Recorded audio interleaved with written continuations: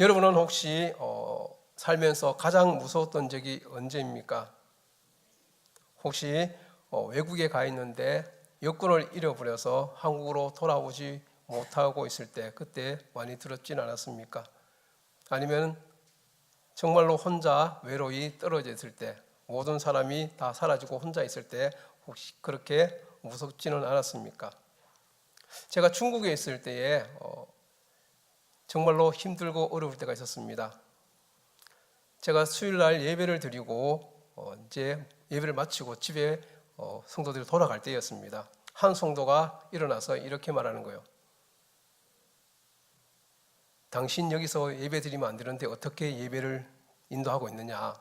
내가 오늘 저녁에 공안에 신고해서 당신을 여기서 쫓아내겠다라고 그렇게 엄포를 놓고 갔습니다.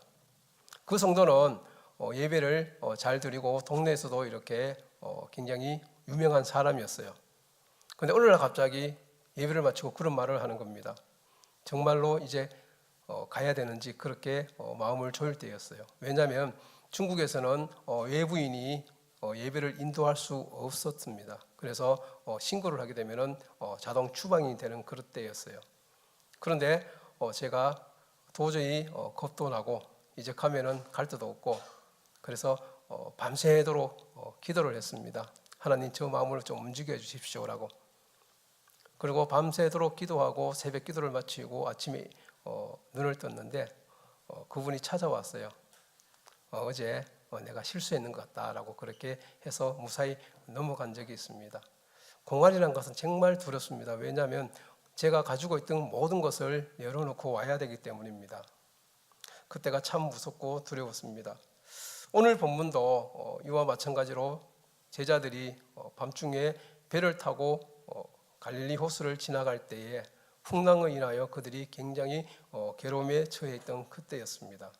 그래서 그들은 굉장히 두렵고 떨리는 그때에 예수님께서 그들을 찾아오셨습니다.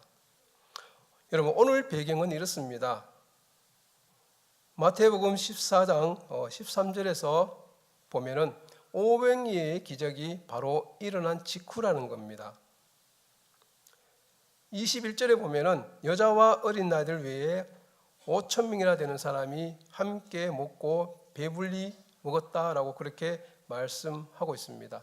그리고 20절에는 12바구니나 남겼다라고 그렇게 말하고 있습니다.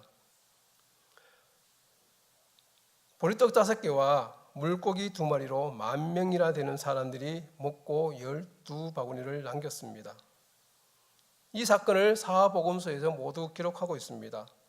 아주 중요한 사건이기 때문입니다. 예수님은 이 기적을 통해서 자신이 메시아임을 드러내셨습니다. 그리고 예수님은 이 기적을 통해서 자신이 생명의 떡이신 것을 드러내셨습니다.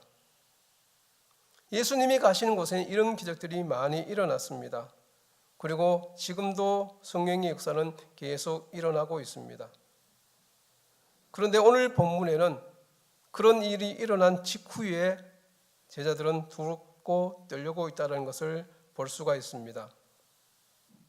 그래서 오늘 이 사건은 오병이의 기적이 일어난 직후라는 것에 우리는 주의해서 이 말씀을 상고해야 될 줄 믿습니다. 22절에 이렇게 말하고 있습니다. 예수께서 즉시 제자들을 재촉하사 자기가 무리를 보내는 동안에 배를 타고 앞서 건너편으로 가게 하시고 라고 하셨습니다. 제자들을 급히 배를 태워 보내시고 거기 모인 군중들을 해산시키고 있다라는 겁니다. 예수님은 이 기적을 행하시고 난 다음에 가장 먼저 한 일이 제자들을 즉시 재촉하시고 배를 타고 건너가게 하시는 일이었습니다. 여기서 재촉하다는 말은 히브리어로 아랑카조라고 합니다. 그리고 이 말 뜻의 의미는 억지로 무엇을 하게 하다라고 뜻을 가지고 있습니다. 그러니까 제자들은 그 자리를 뜨고 싶지 않았는데 예수님께서 강제적으로 억지로 그 자리를 뜨게 하시게 했다라는 겁니다. 그리고 그곳에 있던 많은 군중들도 해산시켰습니다. 기적을 경험한 군중들은 그 자리를 떠나고 싶지 않았습니다. 그리고 예수님은 그들의 군중들을 흩으셨습니다. 왜 예수님은 제자들을 즉시 재촉하여 강제로 먼저 배를 타고 건너가게 하고 군중들을 흩으셨을까요? 그것은 거기에 모인 군중들이 500여의 기적을 경험하고 난 후 예수님을 자기들의 왕으로 정치적인 메시아로 삼으려 했기 때문입니다. 요한복음 16장에 보면 이런 말씀이 있습니다. 그 사람들이 예수께서 행하신 이 표적을 보고 말하되 이런 참으로 세상에 오실 선지자라 하더라. 그러므로 예수께서 그들이 와서 자기를 억지로 붙들어 임금으로 삼으려는 줄 아시고 다시 혼자 산으로 떠나가시니라 라고 그렇게 말씀하고 있습니다. 궁중들은 예수님을 그들의 정치적인 메시아로 세상의 임금으로 삼으려 했기 때문입니다. 그래서 예수님은 가장 먼저 사랑하는 제자들을 군중들과 격려시켜 가버나움으로 보내셨던 겁니다. 만일 주님이 그렇게 하지 않았다면 어떻게 되었을까요? 그렇지 않아도 평소에 주님이 세상의 임금이 되기를 기대하고 있던 제자들은 그 전례 기회를 놓치지 않았을 것입니다. 흥분자라기로 유명한 베드로가 그 상황에 가만히 있을 발장을 끼고 앉아 있겠습니까? 아마 그는 예수님은 제자들의 군중들 가장 선봉했어서 혁명 세력의 주체자로서 예수님을 왕으로 모시려 했을 것입니다. 그리고 분위기를 띄웠을 겁니다. 그런데 예수님은 이것을 미리 아시고 제자들을 먼저 재촉하여 보내시고 군중들을 흩으셨던 것입니다. 예수님이 이 땅에 정치적인 메시아로 오신 것이 아닙니다. 예수님이 세우기 원하셨던 것은 바로 하나님의 나라였던 것입니다. 사랑하는 성도 여러분, 우리 주님은 이 땅에 계실 때 가난하고 배고픈 사람들과 함께 하셨습니다. 소외받는 세리들과 창기들의 친구들이었습니다. 병진자들을 치료하고 고아와 과부를 사랑하셨습니다. 한 번도 예수님은 군중들에 휩싸이지 않으셨습니다. 그래서 예수님께서는 늘 하나님 나라의 선포에 온 힘을 기울였던 것입니다. 그래서 예수님은 군중들을 흩으시고 제자들을 보내셨던 겁니다. 예수님은 이렇게 제자들을 흩으시고 한 일이 무엇입니까? 바로 23절에 무리를 보내신 후에 기도하러 따로 산에 올라가시니라. 저물매 거기 혼자 계시니라 말하고 있습니다. 왜 예수님이 산으로 기도하러 가셨을까요? 제가 추측건데 이렇게 생각합니다. 군중들에게 흡사하지 않고 자신의 사명을 온전히 감당하고 이 사명을 잊어버리지 아니하고 그 많은 관중들 중에 흔들리지 않고 온전한 헌신을 통해서 하나님 나라를 세우기 위해서 날마다 기도하러 가셨던 것이 아니겠나 그렇게 생각합니다. 예수님은 이처럼 높아지려 하지 아니하시고 늘 겸손한 마음으로 하나님이 주신 사명을 온전히 감당하기 위해서 혼자만의 많은 시간을 허비하시고 또 산에서 기도하시며 그렇게 보내셨던 것을 보게 됩니다. 우리도 이 땅에 살면서 내가 높아지려고 할 때에 내가 군중들에 흡사이고 그렇게 칭찬받을 때에 우리가 해야 될 것은 바로 이것입니다. 우리가 기도하며 조용히 하나님의 음성을 듣는 것입니다. 그래서 한호에 군중들의 한호에 우리가 귀를 닫고 오직 하나님의 말씀을 듣는 데에 더욱더 열심을 내며 살아가야 하는 것입니다. 우리가 잘 나갈 때에 신앙의 위기가 오고 우리가 더욱더 힘들어진다는 것을 기억해야만 합니다. 우리가 잘 나갈 때에 우리가 교만하기 쉽습니다. 우리가 힘들 때는 하나님을 붙잡기 쉽지만 우리가 잘 나갈 때는 정말 어렵고 힘들다는 것을 여러분 기억하시기 바랍니다. 한호 받을 때 우리는 조심해야 됩니다. 모든 것이 잘 되고 있을 때 우리는 조심해야 됩니다. 우리가 기도 응답 잘 받을 때 더욱더 조심해야 합니다. 우리를 통해서 하나님이 하시고자 하는 일이 많을 때에 더욱더 겸손하게 우리를 낮춰야만 하는 것입니다. 바로 예수님께서 우리에게 그것을 보여주고 있는 것입니다. 우리가 위기가 왔을 때 가장 하는 것이 무엇입니까? 하나님 앞에 엎드리는 것입니다. 예수님은 자신이 많은 사람들의 왕으로 추대받을 것을 미리 아시고 이것이 위기라고 생각하고 조용히 동산으로 올라가 하나님 앞에 무릎을 꿇으며 자신의 사명을 온전하게 감당할 수 있도록 더욱더 낮아지며 하나님 앞에 무릎을 꿇었던 것입니다. 우리도 이와 함께 예수님을 본받아 날마다 하나님 앞에 무릎을 꿇으며 주님의 영광과 주님의 일하심을 바라보아야 하는 것입니다. 여러분들은 무엇을 위해서 일하고 계십니까? 여러분은 어떻게 교회를 위해서 헌신하고 있습니까? 남에게 보이기 위해서 혹시 하고 있지는 않으십니까? 자신이 남에게 보이기 위해서 일을 한다면 언젠가는 지치고 말 것입니다. 그러나 하나님을 위해서 우리가 일한다면 늘 하나님께서 우리에게 새 힘을 허락하실 것입니다. 하나님의 은혜 가운데서 하나님이 주시는 능력으로 감당할 때에 그 일을 감당할 수 있습니다. 우리가 남에게 칭찬받을 때 더욱더 낮아져야 하는 이유가 바로 여기에 있는 것입니다. 24절 말씀에 이렇게 말하고 있습니다. 배가 이미 육지에서 떠나 술이나 떠나서 바람이 거스름으로 물결로 말미암아 고난을 당하더라. 여러분들, 제자들은 이 갈릴리 호수를 너무나 잘 알고 있었습니다. 그러나 저녁에 떠났던 그 배가 사경이 되도록 그들은 폭풍과 만나서 너무나 힘들어하고 있습니다. 제자들은 풍랑을 인하여 고난을 당하고 있다는 겁니다. 요한복음 16장에 보면 이렇게 말합니다. 큰 바람이 불어 파도가 일어나더라, 그렇게 말하고 있습니다. 여러분들, 정말로 바람이 거세고 풍랑이 심할 때는 얼마나 두렵습니까? 쓰나미는 우리를 얼마나 겁나게 합니까? 태풍은 우리를 얼마나 힘들게 합니까? 아무리 물을 잘 아는 사람들도 큰 바다에는 어쩔 수가 없는 것입니다. 마찬가지로 지금 배에 타고 있는 제자들은 모두 물에 능숙한 사람이었습니다. 그럼에도 불구하고 그들은 지금 생고생을 하고 있는 것입니다. 우리가 주위에서 기억해야 될 말이 있습니다. 무엇입니까?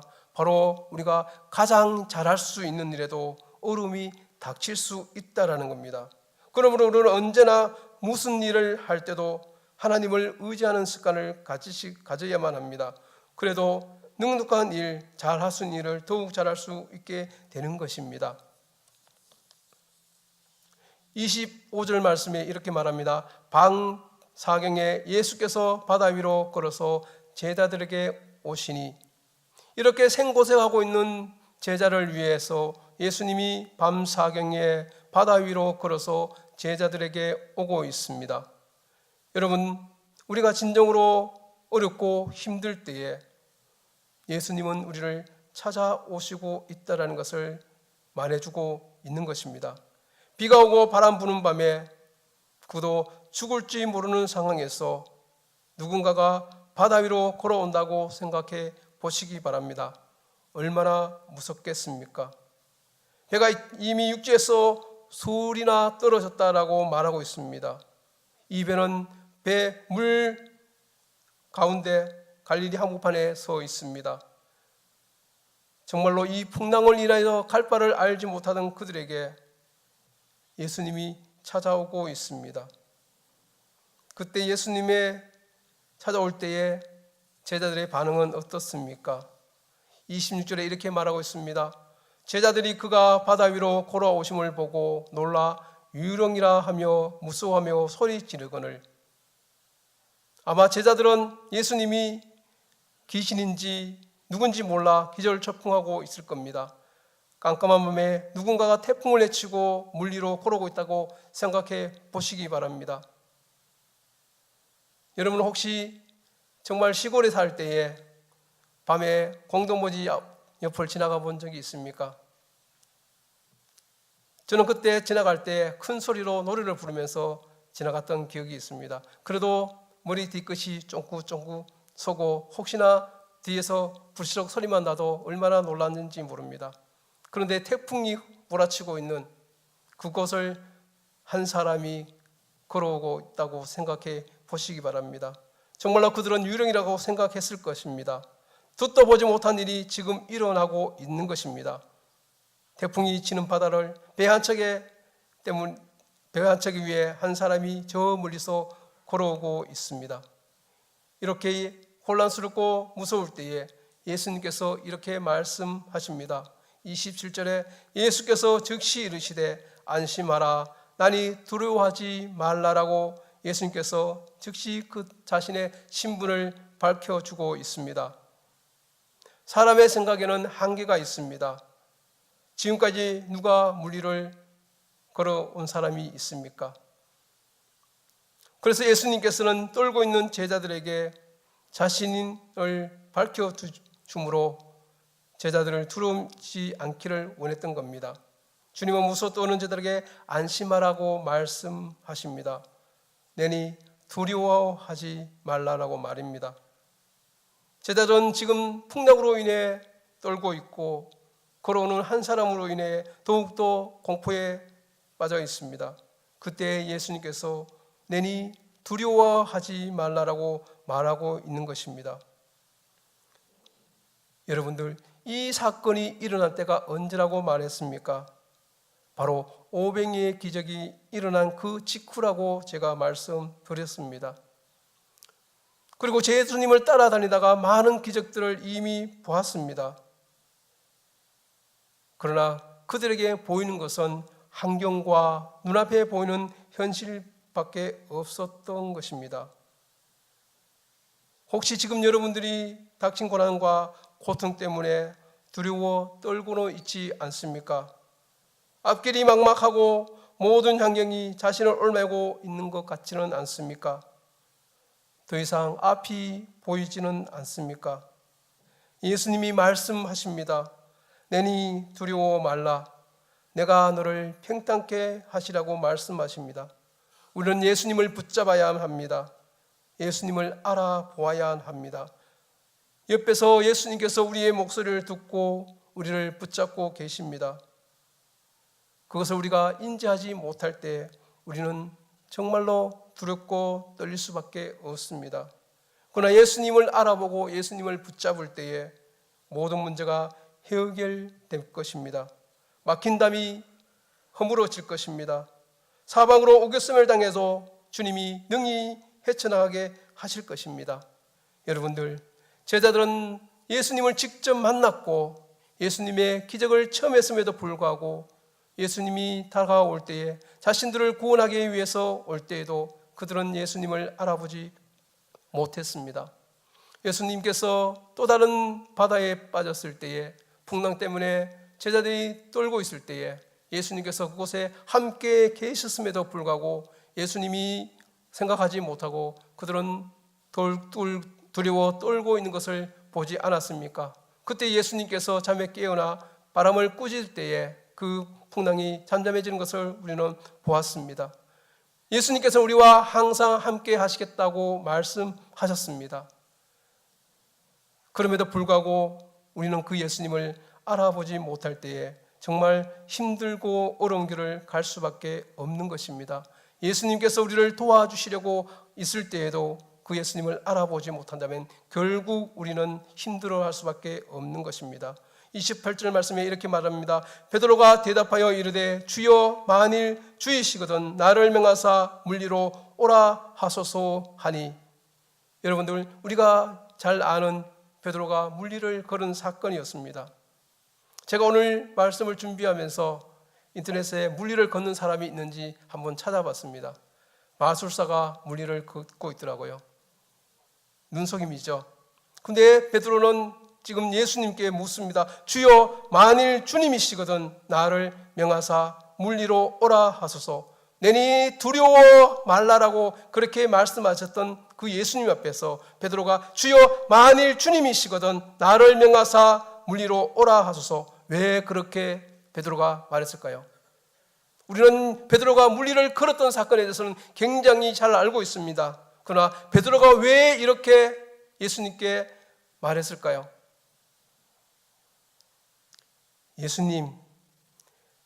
예수님인지 확인하고 싶다라는 겁니다. 내가 직접 예수님을 확인하고 싶다라는 겁니다.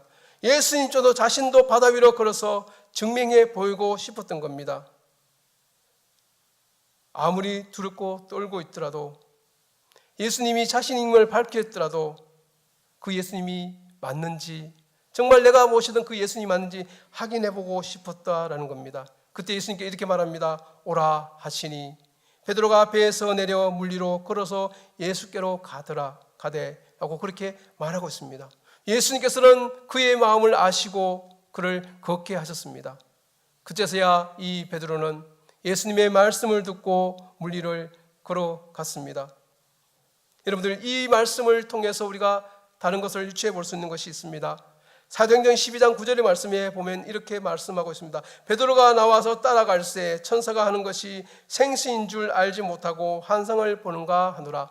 베드로가 옥에 갇혔을 때에 천사가 그를 옥중으로 불러낼 때에 그는 생시인지 알지 못했다라고 그렇게 말하고 있습니다. 베드로가 지금 걸어가는 것은 예수님의 말씀을 잡고 물 위를 걸어가는 것은 생시인지 환상인지 알지 못하는 그런 상황이었다라는 겁니다. 왜냐하면 베드로가 주위를 돌아봤을 때에 그는 물에 빠지고 말았던 것을 우리는 확인할 것입니다. 여러분들, 우리가 정말로 하나님을 의지하고 하나님을 바라볼 때에 하나님의 음성에 우리는 귀를 기울일 수가 있습니다. 그리고 그 음성이 나의 마음을 움직일 때에 우리는 힘을 내어서 나아갈 수가 있는 것입니다. 베드로도 지금 예수님께서 그에게 말씀한 것처럼 오라 하시니 베드로가 배에서 내려 물 위를 걸어가고 되는 것입니다. 우리도 동일하게 예수님께서 우리에게 말씀하실 때에 그 말씀에 그대로 나아갈 때에 우리는 생시인지 환상인지 알지 못하게 하나님이 우리를 통해서 일하신다라는 겁니다. 30절 말씀에 이렇게 말합니다. 바람을 보고 무서워 빠져가는지라 소리질러 이르되 주여 나를 구원하소서. 예수님을 바라볼 때에 예수님께서 그를 사용하시고 그에게 증명하게끔 하셨지만 그가 주위를 바라보았을 때에 그는 결국 물에 빠지고 말았던 것입니다. 우리의 힘으로 할 때는 아무것도 할 수 없지만 하나님의 힘으로 할 때는 그 모든 것을 넉넉히 할 수 있는 것이 바로 여기에 있는 것입니다. 우리는 하나님의 힘으로 그 모든 일을 감당하려고 노력해야 되는 것입니다. 내 자신을 감추려고 노력해야 되는 것입니다. 그래서 예수님께서는 겸손하라고 그렇게 우리에게 말씀하고 있습니다. 빠져가는 그를 예수님께서 말합니다. 예수께서 즉시 손을 내밀어 그를 붙잡으시며 이르시되 믿음이 작은 자요 왜 의심하느냐. 우리는 믿음이 큰지 작은지 잘 모릅니다. 내가 얼마나 예수님을 잘 믿고 있는지 아니면은 정말 예수님을 억지로 믿고 있는지 또 예수님께서 나이가 하고자 하는 일이 무엇인지 잘 모를 때가 너무나 많습니다. 그때 예수님께 기도할 때에 주님께서 손을 내밀어 우리에게 사명을 허락해 주신다라는 그런 말씀입니다. 우리가 믿음이 약할 때는 넘어지지만 믿음을 손을 내밀었을 때에 예수님께서 우리를 붙잡아서 그 일을 감당하게 하신다라고 말씀하고 있습니다. 그래서 오늘도 말씀하십니다. 두려워 떨지 말라라고 말하는 것입니다. 우리가 세상에서 승리하지 못할지 모르는 그런 걱정을 할 때에도 예수님께서는 우리에게 두려워하지 말라라고 내가 너와 함께 하겠다라고 말씀하시는 것입니다. 32절에서 34절 말씀에 이렇게 말합니다. 배에 함께 오름에 바람이 그치는지라 배에 있는 사람들이 예수께 절하여 이르되 진실로 하나님의 아들이소이다 하더라. 그렇습니다.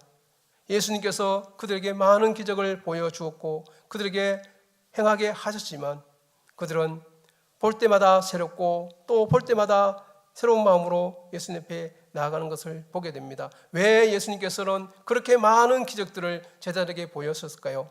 바로 우리는 잘 잊어먹고 또 환경의 지배를 받는 존재이기에 예수님께서는 그것을 보고 볼 때마다 우리가 상기하고 힘을 내어서 나아가기를 원했던 것입니다. 사람은 눈으로 확인하고 체험해야만이 믿게 되는 것입니다. 우리도 동일하게 우리의 믿음이 큰지 작은지는 우리가 어려움을 닥쳐봤을 때에 내가 그 믿음으로 이겨냈을 때에 우리는 그 믿음을 확인할 수 있는 것입니다. 그래서 제자들에게 오늘 우리에게 말씀을 통하여 가르쳐 주는 것은 우리가 보고 듣고 또 체험하고 하나님의 말씀을 통하여 능히 이기는 것을 바라볼 때에 그 믿음 잊지 말라라고 우리에게 말씀하고 있는 것입니다. 이제 마무리하고자 합니다. 예수님이 제자들은 풍랑들을 만나 많은 수고를 했습니다. 그때 예수님이 그들을 찾아오셨습니다. 두려워 떨고 있는 제자를 안심시키며 두려워 말라라고 하셨습니다. 그리고 자신을 밝히고 있음에도 불구하고 제자들은 다시 한번 예수님을 확인시키고 싶었습니다. 그래서 베드로는 예수님께 물었습니다. 진정 예수님이면 내가 물을 걸을 수 있게 해달라고 하고 그렇게 말했습니다. 그렇습니다. 우리는 가끔 가다가 내가 하나님의 살아계심을 증명하고 싶어 할 때가 있습니다. 살아계신 하나님을 만나고 싶어 할 때가 있습니다. 그랬을 때에 하나님께서는 우리에게 그 살아계심을 나타낼 때가 너무나 많다는 겁니다. 왜냐하면 우리의 믿음이 연약하기 때문입니다. 그런데 오늘 또 말씀하십니다. 내니 두려워하지 말라. 내가 너희와 항상 함께 하겠다라고 말씀하십니다. 함께 하시는 예수님을 의지하고 두려워하지 않고 세상에서 넉넉히 이기시는 여러분 되기를 주의 이름으로 축원합니다. 아멘.